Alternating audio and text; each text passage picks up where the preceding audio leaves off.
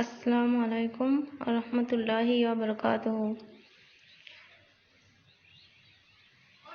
আশা করি তোমরা সবাই ভালো আছো আল্লাহর রহমতে, তাই তো? দেখো, নতুন বছর শুরু হয়ে গেল আর তোমরাও ক্লাস 10-এ উঠে গেলে, তাই তো? তো ক্লাস 10 যেহেতু তোমরা সবাই জানো যে প্রথম থেকেই কেয়ার নিয়ে পড়াশোনা করতে হবে, তাই তো?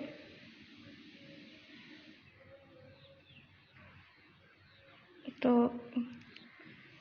সবাই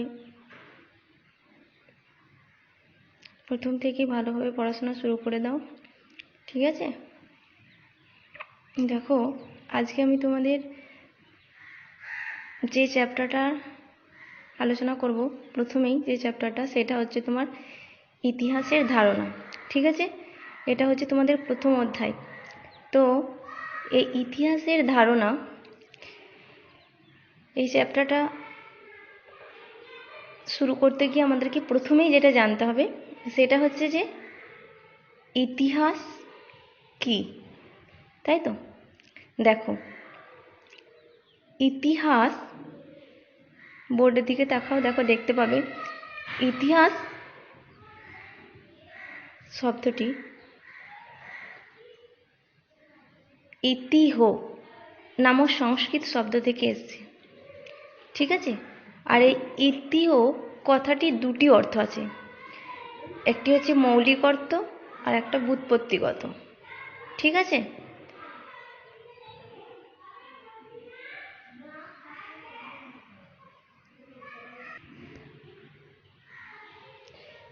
দেখো, মৌলিক অর্থে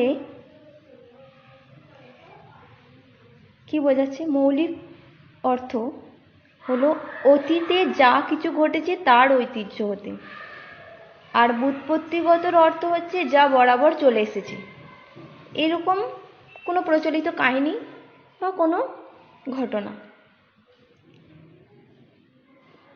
দেখো, এটা গেল ইতিহ, ইতিহ দাস, তাহলে ইতিহাস, তাই তো? তাহলে কি বললাম যে ইতিহাস এই শব্দটি এসছে ইতিহ নামক সংস্কৃত শব্দ থেকে, তাই তো? আর এই ইতিহ শব্দটি দুটি অর্থ, একটা মৌলিক আর ব্যুৎপত্তিগত। দেখো, মৌলিক অর্থ বলতে কি বোঝাচ্ছে? যে অতীতে যা কিছু ঘটেছে তার ঐতিহ্য হতে, আর ব্যুৎপত্তিগত অর্থ বোঝাচ্ছে যে যা বরাবর চলে আসছে, এরকম কোনো প্রচলিত ঘটনা বা কাহিনী। এটা গেল ইতিহ। আর এবার আসি আস, তাই তো? তাহলে ইতিহাস আসছে, তাহলে আস কথার অর্থ হচ্ছে যার মধ্যে পাওয়া যায়। তাই এখান থেকে আমরা ইতিহাস কথার অর্থ কি বলতে পারি? যে অতীতের গুরুত্বপূর্ণ বা ঐতিহ্যপূর্ণ কাহিনী যার মধ্যে লিপিবদ্ধ আছে, তাই তো? আবার দেখো, বোর্ডের দিকে তাকাও, দেখতে পাবে আমি লিখেছি যে ইতিহাসকে ইংরেজিতে আমরা কি বলি? হিস্টোরি, তাই তো? আর এই হিস্টোরি কথাটি এসছে ল্যাটিন হিস্টোর আর গ্রিক শব্দ হিস্টোরিয়া থেকে, ঠিক আছে? তো এই হিস্টোর কথার অর্থ হচ্ছে জ্ঞান, আর হিস্টোরিয়া কথার অর্থ হচ্ছে সত্য অনুসন্ধান করা। তাহলে এখানে আমরা কি বলবো? এখানে আমরা ইতিহাসকে কিভাবে ব্যাখ্যা করব? না, এখানে আমরা বলবো যে ইতিহাস হলো অতীতের কাহিনী থেকে সত্যকে অনুসন্ধান করা, ঠিক আছে? তো এইভাবে আমরা দেখতে পাচ্ছি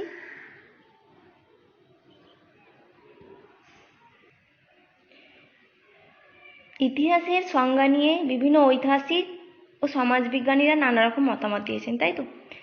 যেমন ইতিহাসের জনক যিনি আমরা সবাই জানি, তাই তো? হেরোডোটাস। তার মতে ইতিহাস হচ্ছে দর্শনের এক শাখা। আবার জে.বি. বিউরি বলছেন যে ইতিহাস হলো বিজ্ঞান, কমও নয় বেশিও নয়।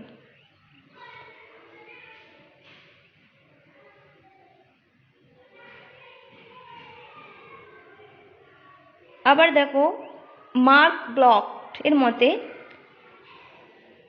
History is the science of man in time. ঠিক আছে, আবার আমরা রবীন্দ্রনাথের কথায় ইতিহাসকে কি বলতে পারি? রবীন্দ্রনাথের ভাষায় দেখো ইতিহাস হচ্ছে, তিনি বলছেন যে ইতিহাস হলো একটি, এবং সেটা হচ্ছে কি মানুষের ইতিহাস। ঠিক আছে, তো দেখো আমরা এই সকল ঐতিহাসিকদের মতামতের উপর ভিত্তি করে আমরা ইতিহাসের সংজ্ঞা কি বলতে পারি। দেখো কি বলতে পারি না, সব কিছু বিচার বিশ্লেষণ করে সব দিক থেকে আমরা এই সিদ্ধান্তে উপনীত হতে পারি যে স্থান ও কালের পরিপ্রেক্ষিতে সমাজবদ্ধ মানব প্রগতির বৈজ্ঞানিক প্রণালীসম্মত যে বিশ্লেষণ, সেটাই হচ্ছে ইতিহাস। কি বললাম? যে স্থান ও কালের পরিপ্রেক্ষিতে সমাজবদ্ধ মানব প্রগতির বৈজ্ঞানিক প্রণালীসম্মত যে বিশ্লেষণ, সেটাই হচ্ছে ইতিহাস। ঠিক আছে,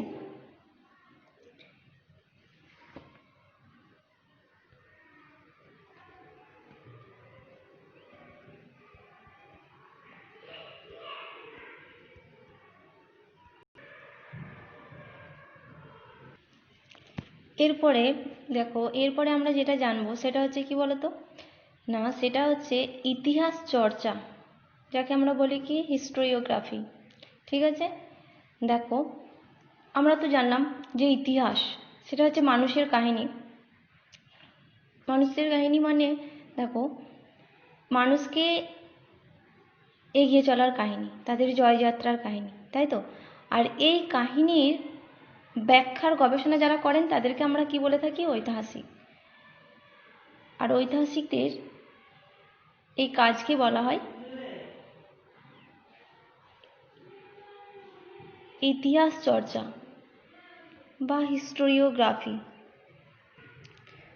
আর যদি আমরা এটাকে একটু ভালোভাবে ব্যাখ্যা করি তাহলে কি বলবো না, দেখো ইতিহাস পড়ার সময় আমরা দেখি যে একই ঐতিহাসিক ঘটনার ব্যাখ্যা বিভিন্ন ঐতিহাসিক বিভিন্নভাবে দিচ্ছেন। আর এর কারণ কি? এর কারণ হচ্ছে যে একই ঘটনাকে তারা ভিন্ন ভিন্ন দৃষ্টিভঙ্গি থেকে দেখেছেন।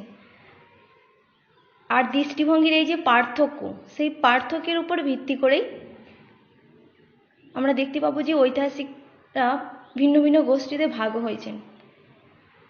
ঠিক আছে, তো এই যে একই ঘটনার এই ভিন্ন ভিন্ন ইতিহাসের এই যে তুলনামূলক চর্চা, সেটাকে আমরা বলছি হিস্টোরিওগ্রাফি বা ইতিহাস চর্চা।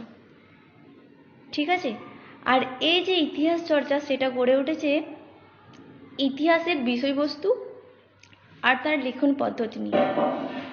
দেখো এই যে বিষয়বস্তু, আমরা যদি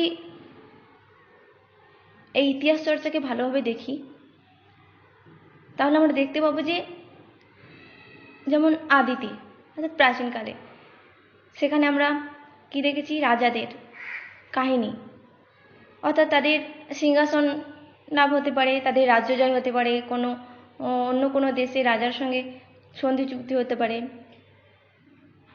তো এই সমস্ত বিষয়বস্তু নিয়ে ইতিহাস আবর্তিত হয়েছে। কিন্তু আস্তে আস্তে সেটা কি হয়েছে না, সময়ের সঙ্গে সঙ্গে ইতিহাসের ক্ষেত্রেও তার পরিবর্তন ঘটেছে, যার ফলে শুধুমাত্র এই রাজরাজাদের কাহিনীর মধ্যে সেটা সীমাবদ্ধ নেই, তাই তো? সেখানে নবজাগরণ, যুক্তিবাদী মানসিকতা এই ইতিহাস চর্চায় প্রতিফলিত হয়েছে। তার মানে দেখো এই যে ইতিহাস চিন্তা এবং বিষয়বস্তু, এখানেতে আমরা দেখতে পাচ্ছি যে নতুন দৃষ্টিভঙ্গির উত্থান ঘটছে এবং সেইখানেতে সাধারণ মানুষের কথা, সমাজের কথা, সভ্যতা সংস্কৃতির কথা, আর্থিক অবস্থার কথা, এই সমস্ত কিছু কি হচ্ছে ইতিহাসের বিষয়বস্তু হয়ে উঠেছে, তাই তো? আর এই যে বিষয়বস্তু সেটা কিভাবে লেখা হবে সেই নিয়েও ইতিহাস চর্চার ক্ষেত্রে আমরা প্রশ্নের সম্মুখীন হই। আর এই নিয়ে বিভিন্ন ঐতিহাসিক বিভিন্নভাবে তাদের মতামত দিয়েছেন। কেউ বলেন যে এই যে ইতিহাসের বিষয়বস্তু সেটা হবে বস্তুভিত্তিক, আবার কোনো কোনো ঐতিহাসিক বলেন যে না, বিষয়বস্তুটা লেখা হবে তথ্য বিশ্লেষণ করে সিদ্ধান্তের ভিত্তিতে। কারণ তথ্যের বিশ্লেষণ যদি না করা হয় তাহলে সেই ইতিহাস লেখার কোনো মূল্যই নেই, মূল্যহীন। তার মানে এখানে আমরা কি দেখতে পেলাম যে আর্থসামাজিক আর রাজনৈতিক পরিবর্তনের ফলে যে সামাজিক যুগান্তরের সৃষ্টি হচ্ছে, তো বিভিন্ন ঐতিহাসিক সেগুলোকে ভিন্ন ভিন্ন দৃষ্টিভঙ্গি দিয়ে তার ব্যাখ্যা করছেন, যার ফলে ইতিহাস চর্চার ক্ষেত্রে নানা প্রকারভেদেরও জন্ম হয়েছে। বিভিন্ন ইতিহাস চর্চার স্তরকে ভাগ আমরা দেখতে পাচ্ছি, তাই তো? এবং সেইগুলোর সম্পর্কে এরপর আমরা জানব।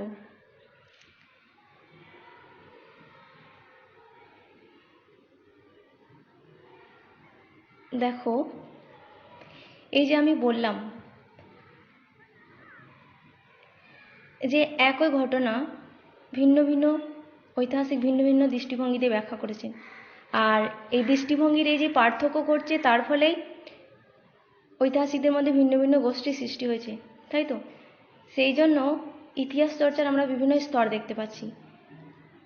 তো মনে রাখবে ইতিহাস চর্চার স্তর হচ্ছে 6টি, ঠিক আছে? প্রধানত দেখো, প্রথমেই যেটা আছে সেটা হচ্ছে জাতীয়তাবাদী ইতিহাস চর্চা, তারপর যেটা আছে সেটা হচ্ছে সাম্রাজ্যবাদী ইতিহাস চর্চা, তারপর হচ্ছে কেমব্রিজ গোষ্ঠীর ইতিহাস চর্চা, তারপর হচ্ছে মার্ক্সবাদী ইতিহাস চর্চা, তারপরে আসছি অ্যানাল গোষ্ঠীর ইতিহাস চর্চা, এবং শেষে যেটা আসছি সেটা হচ্ছে নিম্নবর্গীয় ইতিহাস চর্চা, ঠিক আছে? তো প্রথমেই যেটা সেটা হচ্ছে জাতীয়তাবাদী ইতিহাস চর্চা। দেখো দেখো জাতীয়তাবাদী ইতিহাস চর্চায় আমরা কি দেখতে পাচ্ছি না, এখানে নিজ দেশ ও দেশবাসীর স্বার্থে ইতিহাস লেখা হচ্ছে।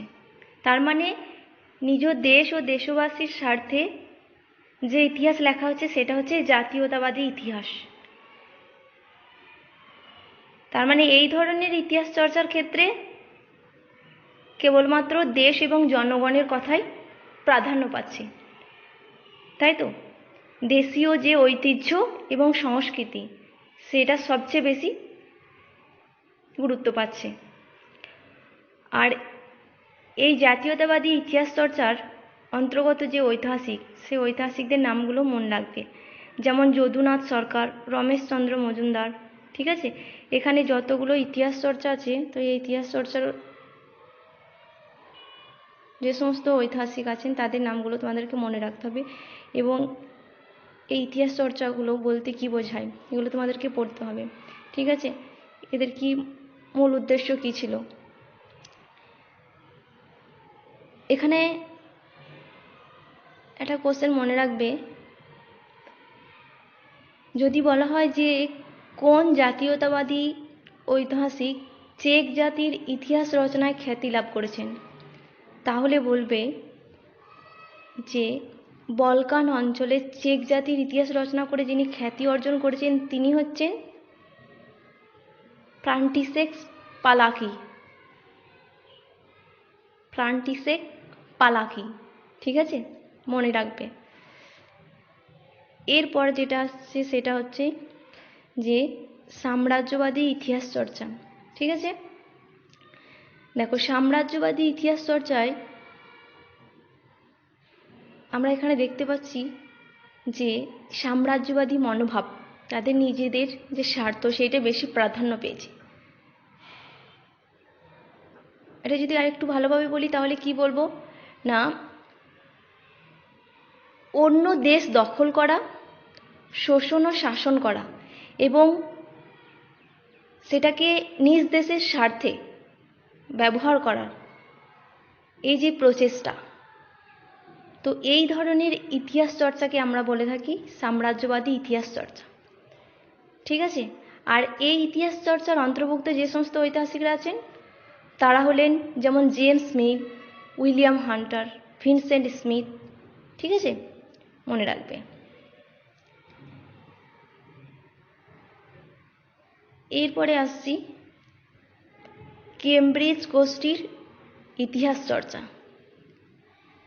ঠিক আছে, দেখো সবার আগে বলি কেমব্রিজ, এটা হচ্ছে ইংল্যান্ডের একটি বিখ্যাত বিশ্ববিদ্যালয়ের নাম।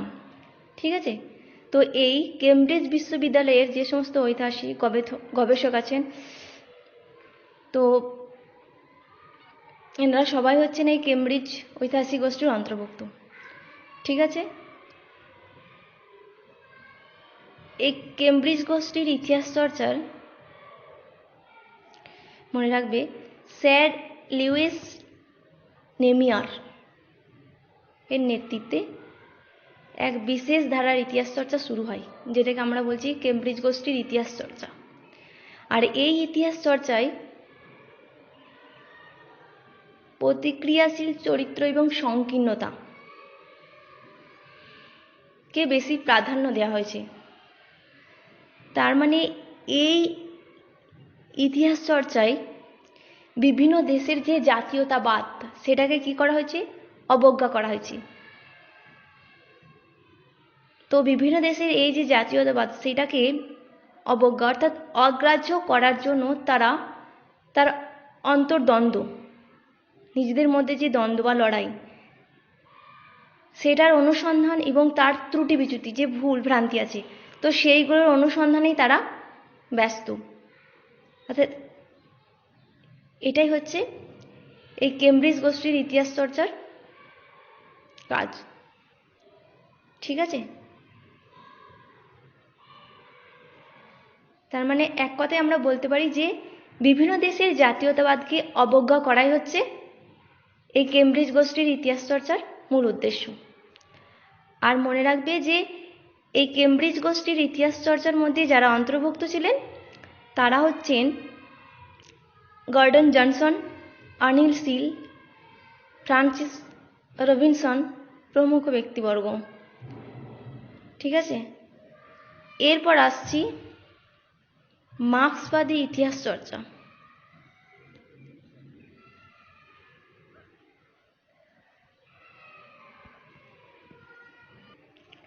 দেখো এই যে আধুনিক ইতিহাস চর্চার একটা বিশেষ ধারা, এটার মধ্যে পড়ছে মার্ক্সবাদী ইতিহাস চর্চা। ঠিক আছে, এই মার্ক্সবাদী ইতিহাস চর্চার যিনি প্রধান ছিলেন তিনি হচ্ছেন কার্ল মার্ক্স। এই মার্ক্সবাদী ইতিহাস চর্চায় আমরা কি দেখতে পাচ্ছি যে অর্থনৈতিক দৃষ্টিকোণ থেকে কি করা হচ্ছে, ইতিহাসকে ব্যাখ্যা করা হচ্ছে। আর এই ইতিহাস দর্শনের যারা অনুসারী ঐতিহাসিক তাদেরকে আমরা বলছি মার্ক্সবাদী ঐতিহাসিক। ঠিক আছে, যেমন রজনীপাল দত্ত, বিপান চন্দ্র, সুশোভন সরকার, এনারা সবাই হলেন মার্ক্সবাদী ঐতিহাসিক।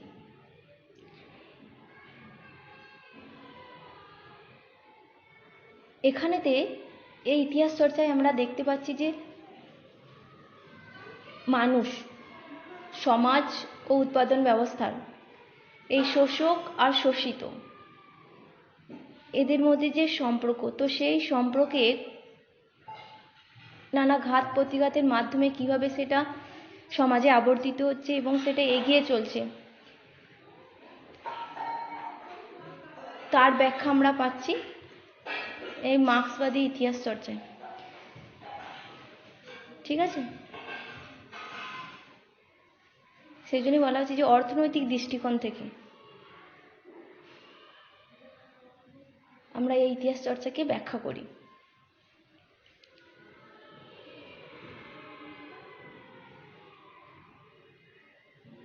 বুঝতে পারলে? এরপর আমরা আসছি সেটা হচ্ছে অ্যানাল গোষ্ঠীর ইতিহাস চর্চা। দেখো, ফ্রান্সের দুই ব্যক্তি, একজন হচ্ছেন মার্ক ব্লট আর একজন হচ্ছেন লুসিয়েন ফেভার। এনারা 1928 খ্রিস্টাব্দে এক পত্রিকা প্রকাশ করেন, যেটার নাম হচ্ছে দ্য অ্যানালস। এবং এই পত্রিকায়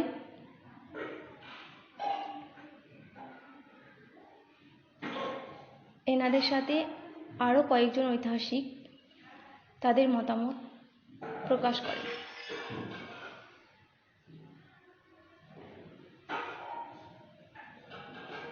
এবং তারা হলেন জর্জ ব্রোদেল, রয় লাদরি প্রমুখ ব্যক্তিবর্গ। এই ইতিহাস চর্চার যে মূল বিষয়বস্তু সেটা হচ্ছে যে এই অ্যানাল গোষ্ঠীর ইতিহাস চর্চা ঐতিহাসিকরা মার্ক্সবাদে বিশ্বাসী ছিলেন, কিন্তু মার্ক্সবাদী ইতিহাস চর্চার সঙ্গে এই ইতিহাস চর্চার প্রধান পার্থক্য কী ছিল? সেটা হচ্ছে যে মার্ক্সবাদী ইতিহাস চর্চার ক্ষেত্রে আমরা দেখেছিলাম যে আর্থিক বিষয়বস্তুকে বেশি গুরুত্ব দেওয়া হয়েছে, যেন অর্থনৈতিক দৃষ্টিকোণ থেকে এই ইতিহাসকে ব্যাখ্যা করা হয়েছে। কিন্তু এই অ্যানাল গোষ্ঠীর ইতিহাস চর্চার ক্ষেত্রে আমরা কি দেখতে পাই? এখানে আমরা দেখতে পাচ্ছি যে আর্থিক বিষয়কে অধিক গুরুত্ব প্রদান করা হয়নি, তার পরিবর্তে কি করা হয়েছে না সমাজ সংস্কৃতিকে বেশি গুরুত্ব দেওয়া হয়েছে এবং এই সমাজ সংস্কৃতিকে বেশি গুরুত্ব দিয়ে এর ইতিহাসকে ব্যাখ্যা করা হয়েছে। দেখো, সমাজ সংস্কৃতি বলতে এখানে আমি কি বোঝাচ্ছি বলো তো?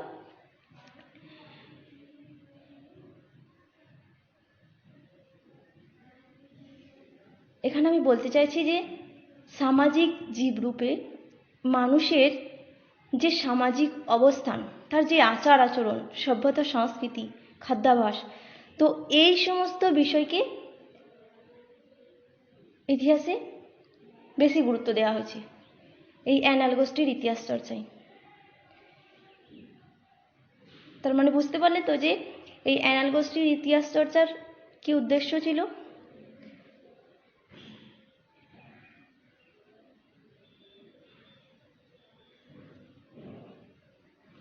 ঠিক আছে,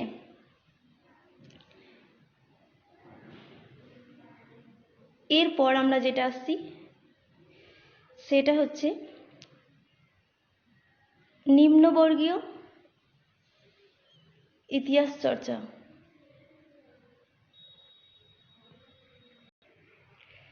দেখো, নিম্নবর্গের ইতিহাস চর্চার ক্ষেত্রে আমরা কি দেখতে পাচ্ছি না সমাজে যারা অন্তজ শ্রেণী ও দলিত শ্রেণী, তার মানে এরা হচ্ছে সমাজের সব দিক থেকে শোষিত, বঞ্চিত, লাঞ্ছিত মানুষ।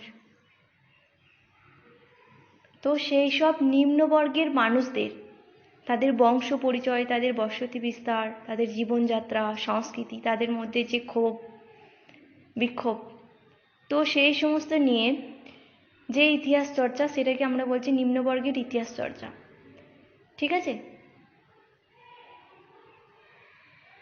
আর যে সমস্ত ঐতিহাসিক এর গবেষণা করেছেন তাদেরকে আমরা বলছি নিম্নবর্গের ঐতিহাসিক, যেমন রণজিৎ গুহ, গৌতম ভদ্র, এনারা সবাই হলেন এই নিম্নবর্গের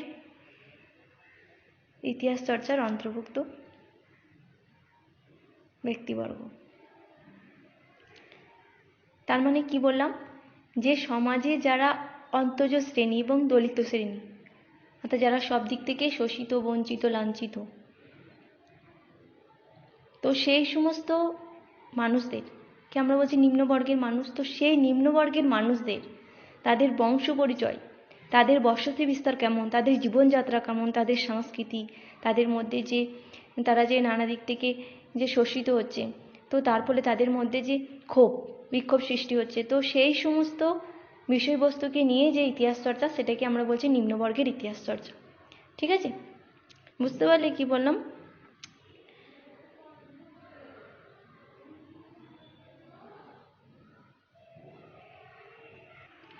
এই প্রসঙ্গে জেনে নেবে হুইগ ঐতিহাসিক গোষ্ঠী, যেমন মানব সভ্যতার একমুখী যে অগ্রগতির কথা, তো এই একমুখী অগ্রগতির কথা যে ইংরেজ ঐতিহাসিকদের ইতিহাস চর্চার মূল নিয়ন্ত্রক, তাদেরকে আমরা বলে থাকি হুইগ ঐতিহাসিক গোষ্ঠী। তার মানে এই ইতিহাস চর্চায় আমরা কি দেখতে পাচ্ছি? মানব সভ্যতার একমুখী অগ্রগতির কথা। আর এই ইতিহাস গোষ্ঠীর মধ্যে যারা অন্তর্ভুক্ত ছিলেন, যেমন জে.বি. বিউরি, জি.এম. ট্রেভেলিয়ান। আর একটা ঐতিহাসিক গোষ্ঠী আছে যেটা হচ্ছে যুক্তিবাদী বা প্রত্যক্ষবাদী ঐতিহাসিক গোষ্ঠী। এখানে আমরা দেখতে পাচ্ছি যে বৈজ্ঞানিক ও যুক্তিবাদী ধ্যান ধারণার উপর গুরুত্ব দেওয়া হচ্ছে এই ইতিহাস চর্চায়। আর এই যুক্তিবাদী বা প্রত্যক্ষবাদী ঐতিহাসিক গোষ্ঠীর মধ্যে যারা অন্তর্ভুক্ত ছিলেন তারা হচ্ছেন যেমন বার্কলে, লাইবনিজ প্রমুখ ব্যক্তিবর্গ। তো এগুলো একটু মনে রাখবে, ঠিক আছে?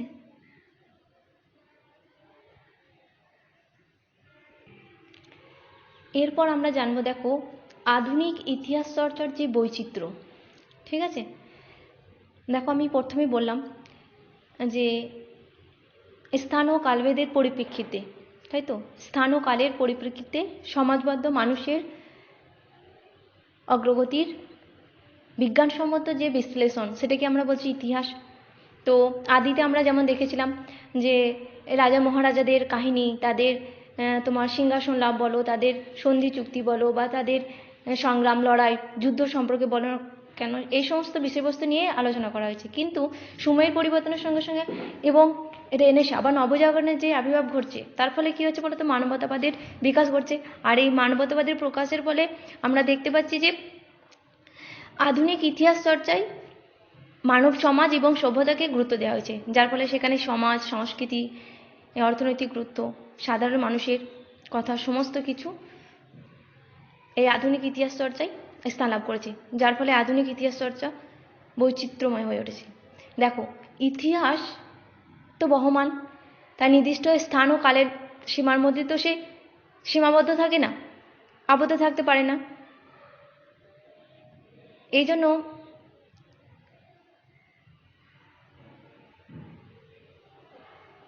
কেউ কেউ একে সার্বজনীন, কেউ আবার বিশ্বজনীন ইতিহাসেরও কথা বলেছেন। দেখো, বিভিন্ন ঐতিহাসিক বিভিন্নভাবে ব্যাখ্যা করেছেন। আমি ইতিহাস চর্চার স্তরগুলো যখন বললাম, তখন আমি তোমাদেরকে বললাম যে কোন কোন স্তরগুলো আছে এবং কি কি, তাই তো। তো সেখানে আমরা দেখতে পেয়েছি যে কোনো কোনো ঐতিহাসিক জাতীয়তাবাদের ভিত্তিতে ইতিহাস চর্চাকে ব্যাখ্যা করেছেন, আবার কেউ কেউ সাম্রাজ্যবাদের ভিত্তিতে ইতিহাস চর্চার পক্ষপাতী, আবার কেউ নিম্নবর্গের ইতিহাস চর্চার উপর বেশি গুরুত্ব দিয়েছেন। তার মানে নানান ঐতিহাসিক ঘটনার ব্যাখ্যা,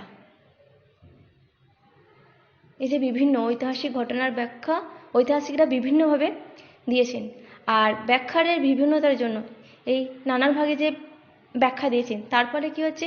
এই আধুনিক ইতিহাস চর্চা আরও অনেক বেশি বৈচিত্র্যপূর্ণ হয়ে উঠছে।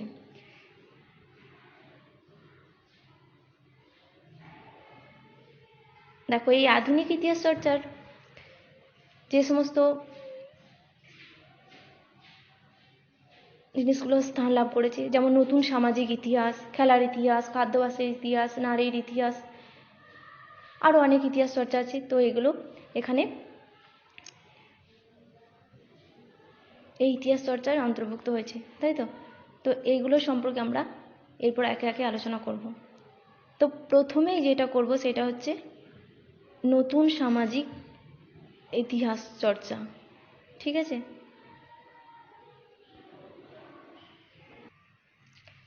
দেখো তাহলে এবার যেটা জানবো সেটা হচ্ছে নতুন সামাজিক ইতিহাস, তাই তো?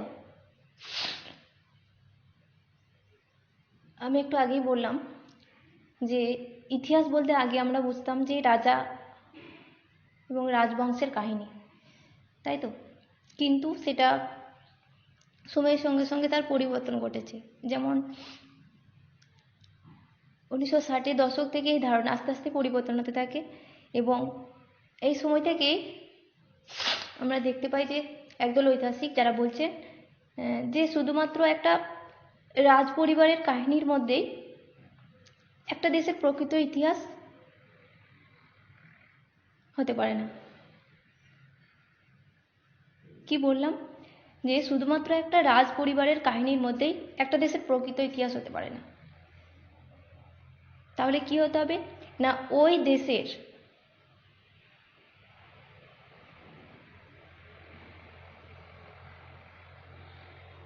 সমস্ত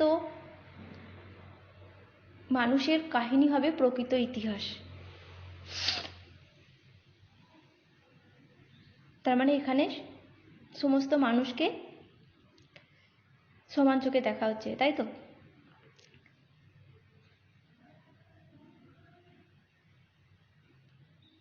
তার মানে সমাজ তথা দেশের সর্বস্তরের মানুষকে নিয়ে যে ইতিহাস চর্চা, সেটাই হচ্ছে নতুন সামাজিক ইতিহাস চর্চা।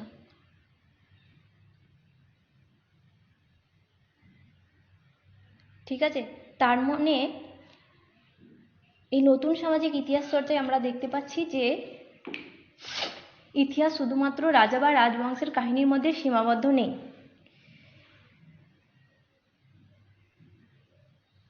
সমাজ তথা দেশের সর্বস্তরের মানুষের কাহিনী নিয়ে যে ইতিহাস, সেটা হচ্ছে নতুন সামাজিক ইতিহাস। ঠিক আছে, আর মনে রাখবে এই নতুন সামাজিক ইতিহাসকে বলা হয় আধুনিক ইতিহাসের জননী। দেখো এই ইতিহাস চর্চার মধ্যে আমরা কি দেখতে পাচ্ছি, আমি যেটা কিছুক্ষণ আগে ব্যাখ্যা করলাম, যেমন অ্যানাল মতবাদকে দেখতে পাচ্ছি যে এই মতবাদে যে সমস্ত ব্যক্তিবর্গ বিশ্বাসী অর্থাৎ ঐতিহাসিক বৃন্দের কথা বলছি, যারা মার্কস মতবাদে বিশ্বাসী হয়েও তারা কিন্তু অর্থনীতিকে গুরুত্ব দেননি, তারা সমাজ সংস্কৃতির কথা বলেছেন, তাই তো? এবং সেখানে আমরা দেখেছি যে সামাজিক যুগ মানে জীব রূপে মানুষের যে সামাজিক অবস্থান, তাদের আচার আচরণ, সভ্যতা, সংস্কৃতি, সেগুলোকে তুলে ধরা হয়েছে। সেই জন্য নতুন সামাজিক ইতিহাস চর্চার একটা বৈশিষ্ট্য আমরা বলতে পারি এই অ্যানাল মতবাদ। ঠিক আছে, আর তার পাশাপাশি আমরা সাধারণ মানুষের কথা বলতে পারি, কারণ যেহেতু সামাজিক অবস্থান, আচার আচরণ, পোশাক পরিচ্ছদ বলো, খাদ্যাভ্যাস বলো, শিক্ষা বলো, বিনোদন বলো, তো এই সমস্ত কিছু নিয়েই তো মানুষের সামাজিক যে জীবন সেটা গড়ে ওঠে। তো এই সমস্ত কিছু এই ইতিহাস চর্চার মধ্যে গুরুত্ব পেয়েছে, তাই সাধারণ মানুষের কথাও এটা হচ্ছে এই ইতিহাস চর্চার অপর একটা বৈশিষ্ট্য হিসেবে আমরা তুলে ধরতে পারি। তার পাশাপাশি আমরা নিম্নবর্গের মানুষের কথা বলতে পারি। আমি একটু আগে যেটা বললাম যে সমাজে যারা অন্তঃজ শ্রেণী, দলিত শ্রেণী, অর্থাৎ যারা সবচেয়ে শোষিত, বঞ্চিত, লাঞ্ছিত, তো সেই নিম্নবর্গের মানুষদের তাদের যে বংশ পরিচয়, তাদের বসতি বিস্তার বলো, তাদের জীবনধারা বলো, তাদের সংস্কৃতি বলো, তাদের মধ্যে এই যে তারা শোষিত হচ্ছে, বঞ্চিত হচ্ছে, তো তার ফলে তাদের মধ্যে যে ক্ষোভ বিক্ষোভ, তো এই সমস্ত কিছু তুলে ধরা হয়েছে এই নতুন সামাজিক ইতিহাস চর্চার মধ্যে। যেহেতু সমস্ত স্তরের মানুষের কথা এখানে তুলে ধরা হয়েছে, তাই নিম্নবর্গের মানুষের কথা এখানে স্থান লাভ পেয়েছে। তাই নিম্নবর্গের মানুষের কথা এটাও হচ্ছে এই নতুন সামাজিক ইতিহাস চর্চার অপর একটা বৈশিষ্ট্য।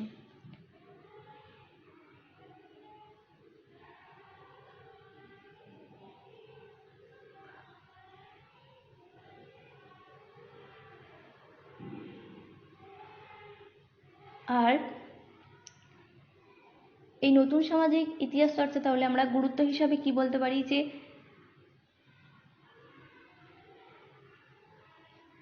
দেখো, এই যে নতুন সামাজিক ইতিহাস চর্চা, এখানে আমরা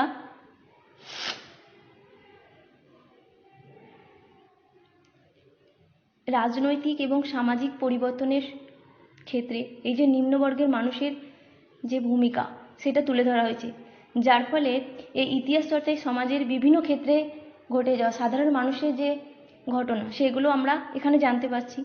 তো এটা একটা বিশেষ গুরুত্বপূর্ণ আমাদের কাছে। তার মানে অন্তজ শ্রেণী অর্থাৎ যে নিম্নবর্গের মানুষ তারা এই শ্রেণীর ইতিহাস চর্চার অন্তর্ভুক্ত হচ্ছে, তারা গুরুত্ব পাচ্ছে, তাই তো। তার পাশাপাশি এই যে বললাম সামাজিক অবস্থান, আচার আচরণ, খাদ্য, পোশাক পরিচ্ছদ, শিক্ষা, সংস্কৃতি, তো এই সমস্ত বিষয়গুলোও এই নতুন সামাজিক ইতিহাস চর্চায় গুরুত্ব পেয়েছে। সাধারণ মানুষের যে কার্যকলাপ সেগুলো এখানে গুরুত্ব পেয়েছে, ঠিক আছে। তো এটা ভালো করে করবে এখান থেকে যে নতুন সামাজিক ইতিহাস চর্চা বলতে কি বোঝো,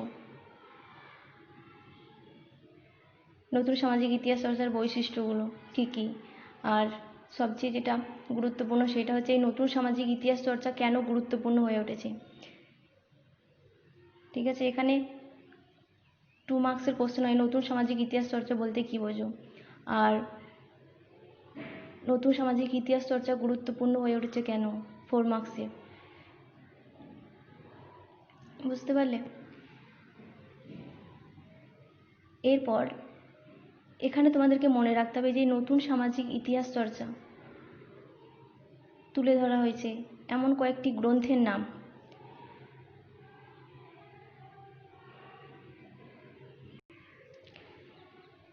দেখো, নতুন সামাজিক ইতিহাস চর্চার যেমন গ্রন্থ, যেমন কার্ল মার্কসের দ্য জার্মান আইডিওলজি, গৌতম ভদ্রের ইমান ও নিশান, ঠিক আছে, এরকম অনেক গ্রন্থ আছে। তো সেই গ্রন্থগুলো তোমাদেরকে মনে রাখতে হবে। দেখো, প্রত্যেকটা ইতিহাস চর্চার গুরুত্ব এবং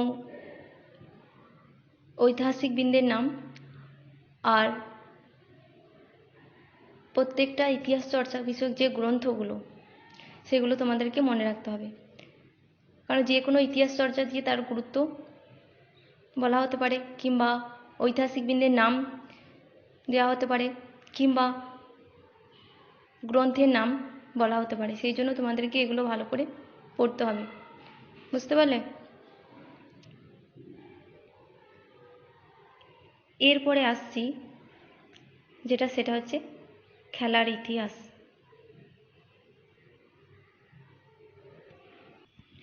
দেখো, প্রাচীন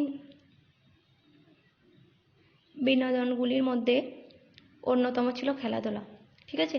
তো এটা প্রথম প্রাচীন গ্রিসে আমরা দেখতে পাই যে খেলাধুলা প্রথম দিকে অতি জনপ্রিয় ছিল, তারপর আস্তে আস্তে সারা বিশ্বে সেটা ছড়িয়ে পড়ে।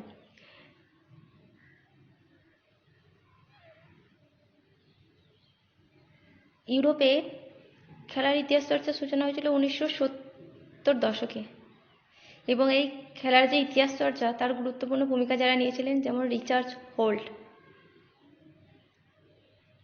জে ম্যাঙ্গান প্রমুখ ব্যক্তিবর্গ। আর ভারতে এই খেলার ইতিহাস নিয়ে যিনি চর্চা শুরু করেছিলেন, প্রথম গবেষণা যিনি শুরু করেছিলেন তিনি হচ্ছেন সৌমেন মিত্র। আর ভারতে খেলার যে ইতিহাস সেটা চর্চা যেটা সেটা শুরু হচ্ছে 1980-এর দশকে।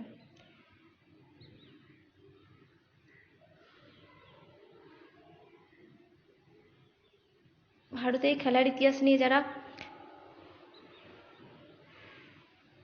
গবেষণা করেছেন, যারা ইতিহাস চর্চা নিয়ে ব্যাখ্যা করেছেন খেলার, তাদের মধ্যে যারা অন্তর্ভুক্ত ছিলেন যেমন বড়িয়া মজুমদার, কৌশিক বন্দ্যোপাধ্যায়, রামচন্দ্র গুহ, এবং এনাদের লেখা যে গ্রন্থগুলো সেগুলো তোমাদেরকে মনে রাখতে হবে। যেমন বড়িয়া মজুমদারের লেখা হচ্ছে 22 ইয়ার্স টু ফ্রিডম, এরকম গ্রন্থের নাম দিয়ে জিজ্ঞাসা করা হতে পারে যে গ্রন্থটি কার লেখা, তখন তোমাদেরকে বলতে হবে, ঠিক আছে। সেই জন্য গ্রন্থের নাম এবং কে লিখেছেন দুটোই তোমাদেরকে মনে রাখতে হবে। সেই জন্য তোমাদেরকে বলা হচ্ছে যে প্রত্যেকটা ইতিহাস চর্চার ঐতিহাসিকবৃন্দ এবং তাদের লেখা যে গ্রন্থ সেগুলো তোমাদেরকে মনে রাখতে হবে। বুঝতে পারলে?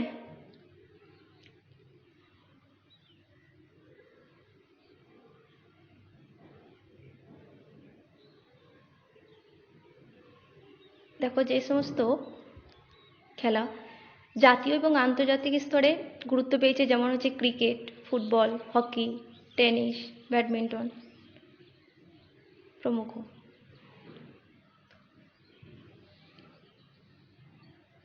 ইতিহাসে খেলার গুরুত্ব অপরিসীম। তার কারণ হচ্ছে, দেখো, খেলা জাতীয়তাবাদী চেতনা বৃদ্ধি করতে সাহায্য করে।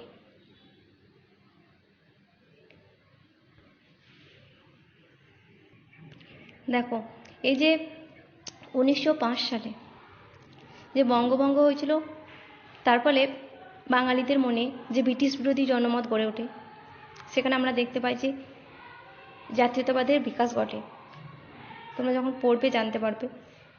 তো সেটা খেলার মাধ্যমে তার প্রকাশ আমরা দেখতে পাই, যার ফলে এই 1911 খ্রিস্টাব্দে মোহনবাগান ফুটবল দল এই ব্রিটিশ সরকারের বিরুদ্ধে নামে এবং তারা শিল্ড জয়লাভ করে। তো এই ঘটনাকে কেন্দ্র করে আমরা দেখতে পাই যে সেখানে জাতীয়তাবাদী চেতনার সৃষ্টি হয়, যার ফলে ব্রিটিশ সরকার ভয় পায় এবং তারা বঙ্গভঙ্গ রদ করেন এবং কলকাতা থেকে দিল্লিতে ভারতের রাজধানী স্থানান্তরিত করেন।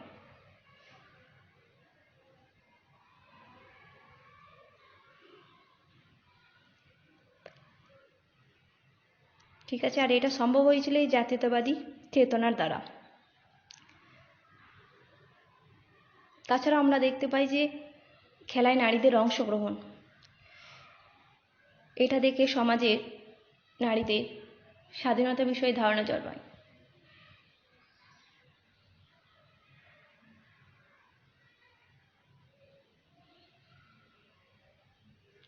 তাছাড়াও খেলাধুলার মাধ্যমে বিভিন্ন দেশের যে ঐতিহ্য ও সংস্কৃতি সেটা ফুটে ওঠে।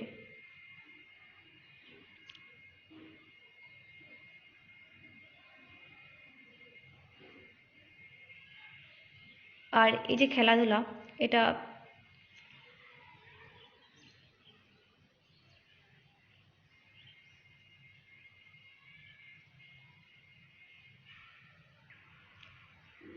এই যে খেলা, এটা তো বিনোদনের মাধ্যম। তো বিনোদনের মাধ্যম হিসাবে দেশ ও জাতির নানা প্রয়োজনে উপযোগী হয়ে ওঠে, যার ফলে আমরা দেখতে পাই যে সমাজের বৃহত্তর পরিবেশের বিভিন্ন বিষয় এবং সম্পর্ক সেগুলো খেলাধুলার মধ্য দিয়ে প্রকাশ পায়।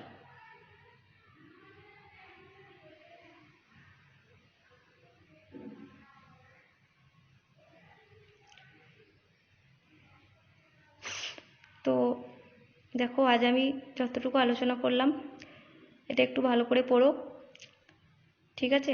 আর বুঝতে না পারলে অবশ্যই আমাকে বলবে। আজ খেলাধুলার যে ইতিহাস এটা আমি খুব সংক্ষেপে আলোচনা করলাম। নেক্সট যেদিন ক্লাস আছে সেদিন ডিটেলস বলবো, ঠিক আছে? তো আজ এই পর্যন্তই। আসসালামু আলাইকুম।